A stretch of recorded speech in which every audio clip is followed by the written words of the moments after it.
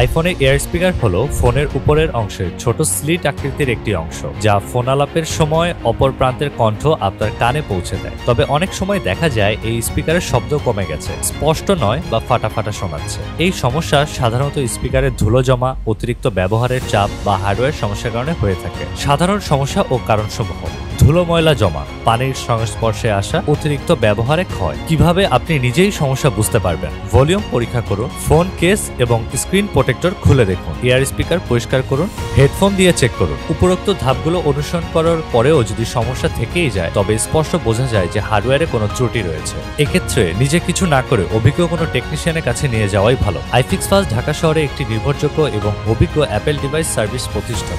আমাদের রয়েছে অভিজ্ঞ ও প্রশিক্ষিত টেকনিশিয়ান, দ্রুত সার্ভিস, আসল অ্যাপেল পার্টস। অবস্থান মোতালে প্লাজা, পরিবাগ, ঢাকা। তাই যদি আপনার আইফোনে ইয়ারপিস বা স্পিকারের সমস্যা দেখা দেয়, আজই চলে আসুন আইফিক্স ফাস্টে।